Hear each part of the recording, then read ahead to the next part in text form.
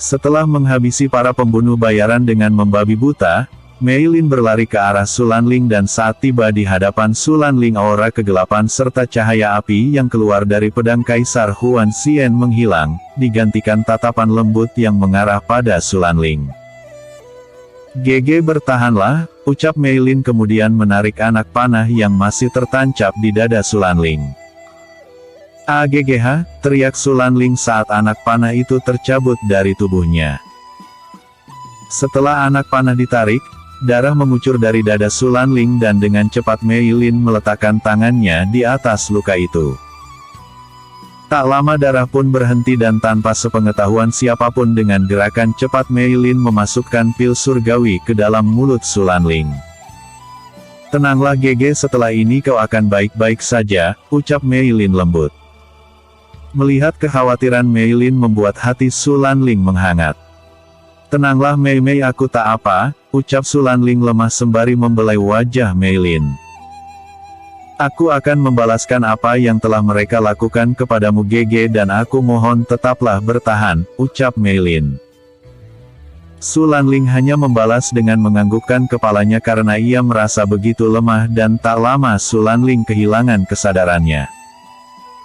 Melihat kakaknya tak berdaya akibat ulah orang-orang licik itu membuat aura kegelapan kembali menyelimuti Mei Lin.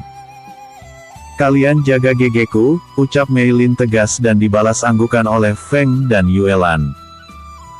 Mei Lin berdiri dan berjalan ke arah Kaisar Huan Zi untuk mengembalikan pedangnya. "Sekali lagi terima kasih telah meminjamkan pedangmu lagi," ucap Mei Lin. "Dengan senang hati," jawab Kaisar Huan Zi. Setelah mengembalikan pedang milik Kaisar Huan Zi, kini Mei Lin menatap keempat orang yang berada di atas singgasana dengan tatapan tajam. "Ternyata aku terlalu baik kepada kalian, beberapa kali kalian mencoba menyingkirkan kami, aku masih diam tapi kali ini kalian kembali melakukan kelicikan dan berani melukai GG-ku. Aku tak akan berdiam diri," ucap Mei Lin tegas sembari berjalan ke arah mereka. "Bahkan kau sebagai seorang kaisar dan juga ayahnya bahkan menyetujui rencana busuk selirmu dan membiarkan anak selirmu melukai anak sahmu sendiri," lanjut Mei Lin yang kini telah berdiri di hadapan keempat orang itu.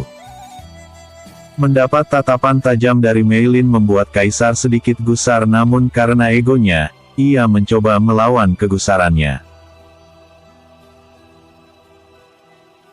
"Kalian memang pantas untuk mati, karena kalianlah aku hampir kehilangan tahtaku, semenjak kelahiran kalian permaisuriku selalu mengutamakan kalian dan bahkan Ibu Suri sudah berniat menurunkan tahta kepada kalian dan aku tak akan membiarkan itu terjadi.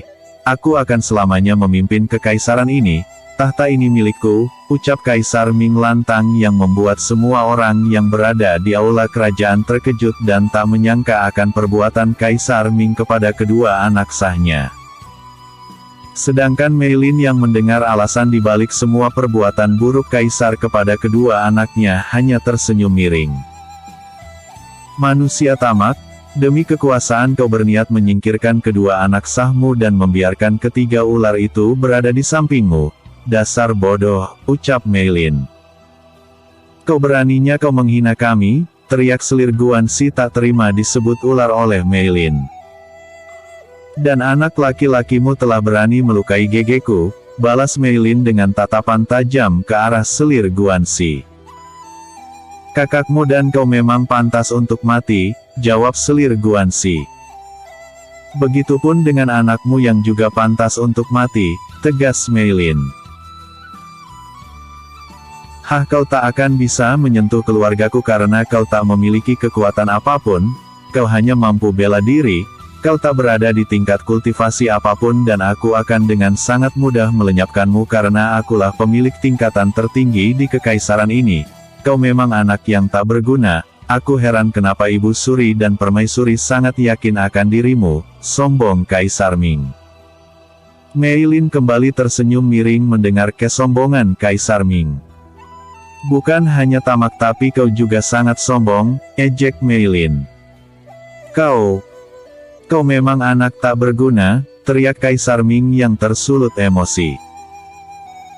Sudah kukatakan aku bukan anakmu dan aku tak sudi menjadi anakmu, ucap Mei Lin santai. Sialan.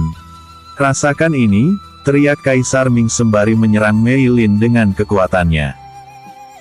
Mei Lin yang mendapat serangan dari Kaisar dapat menghindarinya dengan sangat mudah.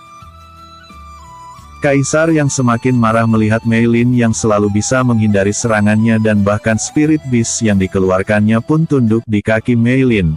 Kaisar yang bingung dengan apa yang terjadi kembali mengeluarkan kekuatan maha dahsyatnya. Semua orang yang berada di aula terkejut melihat Spirit Beast Kaisar Ming tunduk di kaki Mei Lin dan kembali terkejut saat melihat Kaisar mengeluarkan kekuatan maha dahsyatnya. Mereka mengira bahwa Mei Lin tidak akan mampu menghindar maupun menahannya. Namun yang mereka pikirkan salah, Mei Lin menahan serangan maha dahsyat Kaisar dengan kekuatan yang dikeluarkannya dan menghilangkan serangan itu dengan mudahnya, membuat Kaisar dan semua yang berada di sana sangat terkejut. Bagaimana bisa Mei Lin mampu menahan serangan itu karena tidak ada yang mampu mengalahkan kekuatan maha dahsyat Kaisar Ming yang memiliki tingkat kultivasi tertinggi di kekaisaran ini dan hanya Kaisar Huanzi yang mampu menandingi kekuatan Kaisar Ming. Episode sebelumnya 30. Episode berikutnya 32.